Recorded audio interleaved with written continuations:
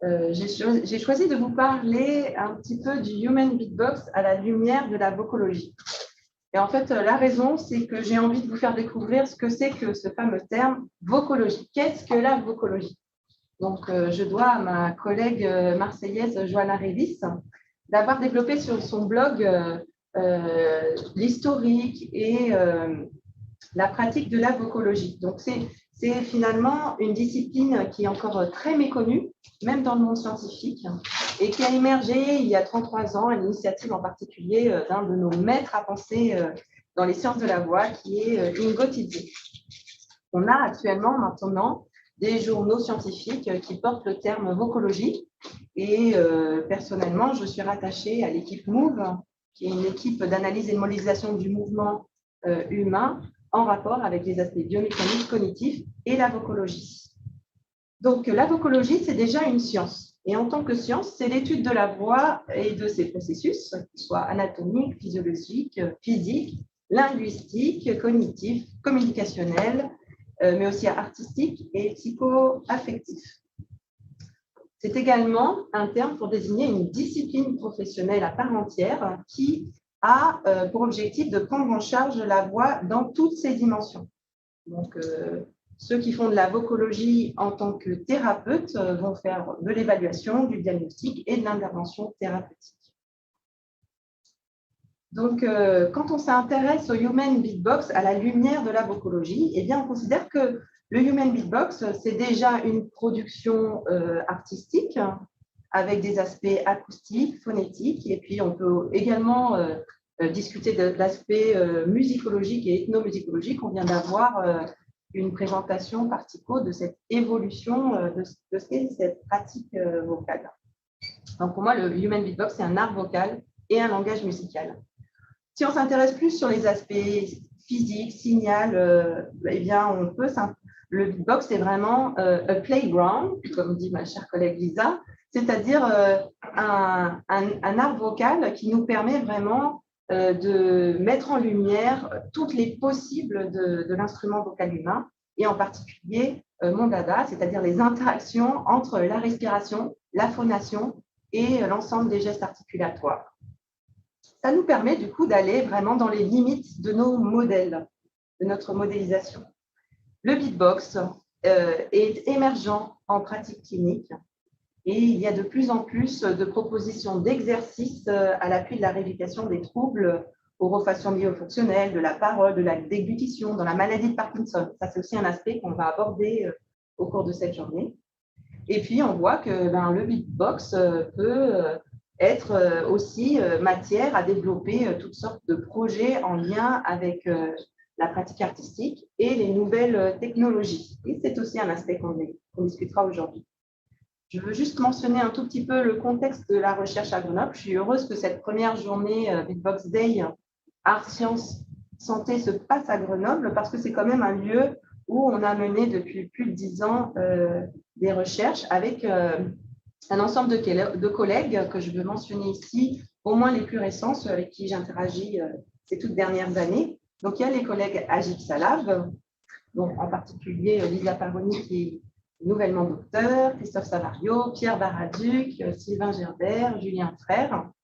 Et puis, il y a ma collègue du LPNC, Hélène Levenbrick, avec qui cette journée est co-organisée, Pascal Calabrese, une neurophysiologiste de la respiration et du cardiaque au TINSEE, mes collègues ORL du CHU juste à côté, Yab Atala et Christophe Fabre, Benjamin Lecouteux, Didier Schwab et Céline Hévin qui sont les collègues ici présents dans la salle avec qui aussi on organise cette journée.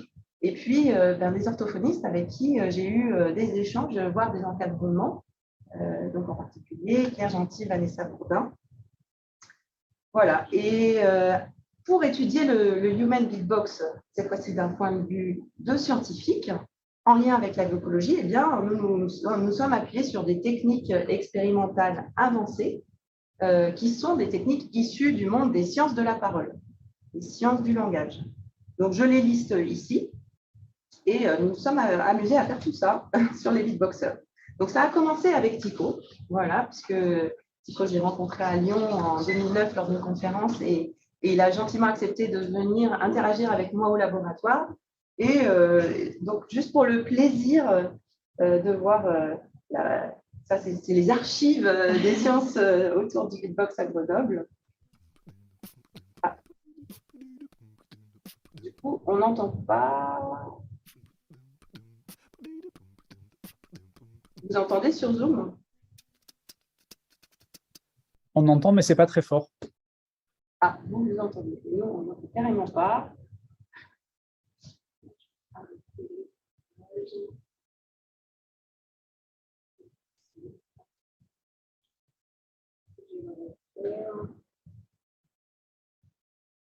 Je partage bien l'audio. Je vais essayer de cette façon-là.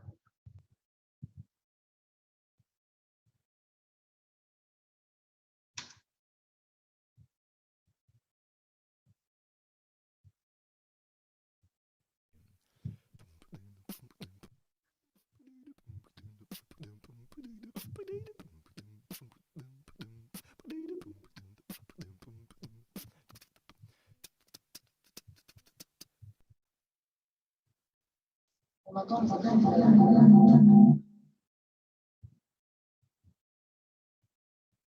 Bon, ouais, on entend faiblement. Bon, je vais pas m'arrêter aux problèmes techniques.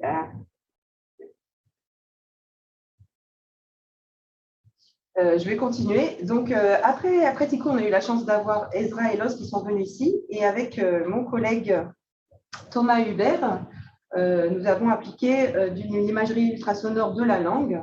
Alors là, vous avez une petite...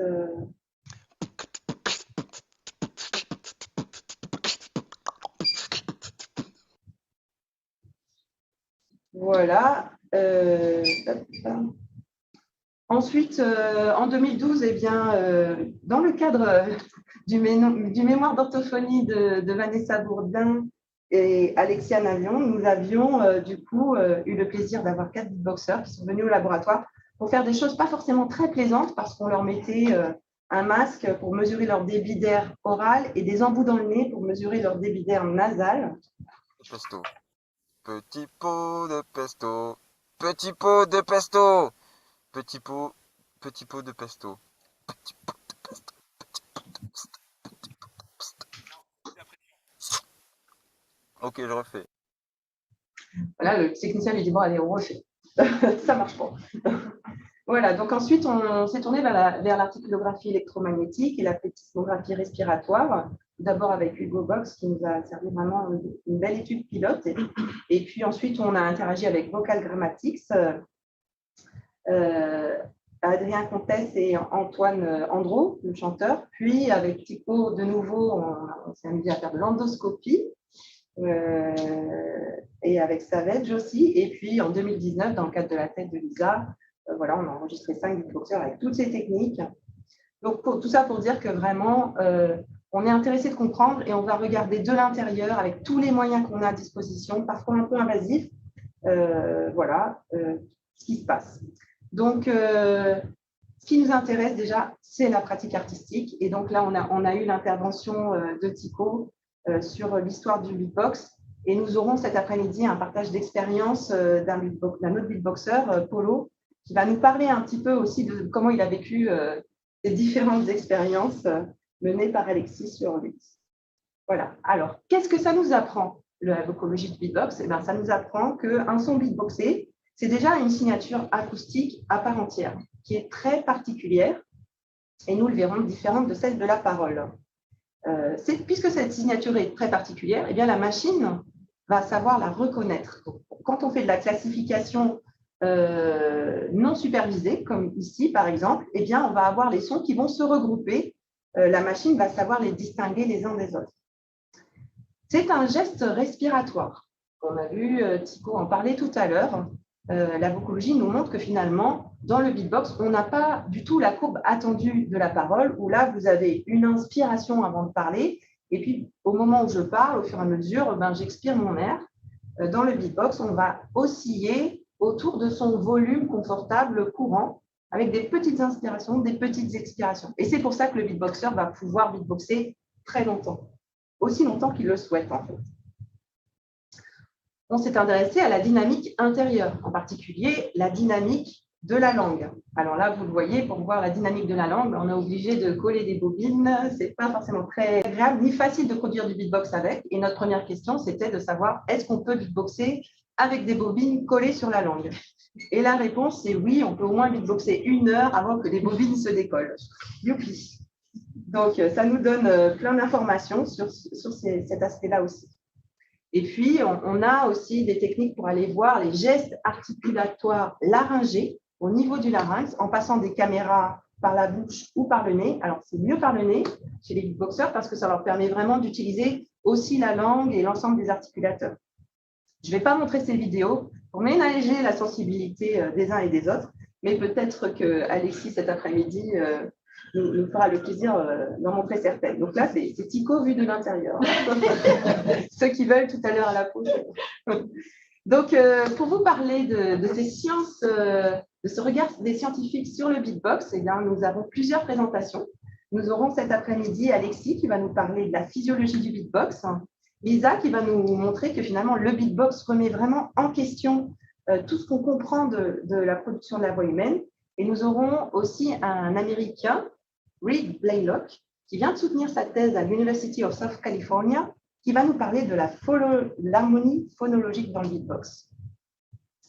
Et dans la suite de cette présentation, j'enchaînerai tout de suite avec Julien Frère, Lisa Paroni et Hélène Levenbruck sur cette réflexion sur les activités musculaires labiales des lèvres et de la face dans le beatbox. Parce qu'on peut se questionner sur ces activités-là par rapport à la parole, étant donné que le human beatbox est utilisé de plus en plus dans sa pratique clinique. Alors, pour quel type de troubles? Eh bien, un grand nombre de troubles, et mes collègues vont les détailler tout à l'heure. Alors là, je cite 2 mémoires d'orthophonie, un que j'ai co-dirigé, celui de Lemeyur et Navarro en 2019, et puis un que Vanessa a dirigé, celui de Putman. Donc, dans la foulée de ces présentations sur les activités musculaires dans le beatbox, eh bien, nous aurons une grosse partie sur la pratique clinique et puis comment on utilise finalement le beatbox en rééducation. Donc, on aura Vanessa qui nous va nous parler en particulier d'un outil qui s'appelle OrthoBeatbox. Et puis, nos 2 Claire Gentil et Claire Lemeyur, qui nous montreront un petit peu comment finalement on utilise le beatbox dans la prise en soin des dysarthries. Et puis, plus globalement, qui nous parleront de la musique et du rythme comme des pistes, des portes d'entrée pour rééduquer ces troubles. Alors, juste un mot sur ces retours de pratique clinique. Finalement, ce que ça va nous montrer, c'est que l'utilisation d'exercices de beatbox, eh bien, ça améliore un certain nombre de paramètres vocaux, en particulier l'efficacité sonore, l'articulation, l'intelligibilité, le tonus, le souffle, la coordination pneumophonique, le rythme, et puis qu'il y a aussi un gain motivationnel fort à utiliser des exercices de beatbox par rapport aux exercices actuels qui sont parfois rébarbatifs. Mais attention, je pense que vous l'indiquerez toutes, évidemment, les exercices de beatbox sont à prendre avec précaution, ça peut induire des tensions, du forçage vocal, donc c'est jamais une thérapie qu'on va proposer en première intention aux patients. Et puis, il faut un accompagnement avec les thérapeutes, un accompagnement vraiment dédié. Voilà. Pour finir, je voudrais vous dire aussi que le beatbox, eh bien, c'est vraiment un outil pour aller plus loin dans ce lien entre art et science. Et donc, on a eu la chance d'avoir un projet qui était financé par la SFR Création autour du beatbox, auquel ont participé donc mes collègues James Léonard, Jérôme Villeneuve, un beatboxer et un infographiste, Adrien Comtesse, Antoine Pinchot, donc Andro, et puis les 3 collègues qui sont là, Benjamin Lecouteux, Didier Schwab et Solène Evin.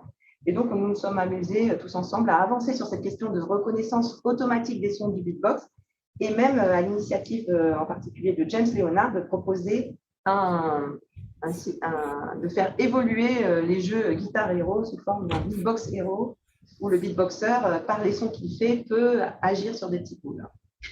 Voilà.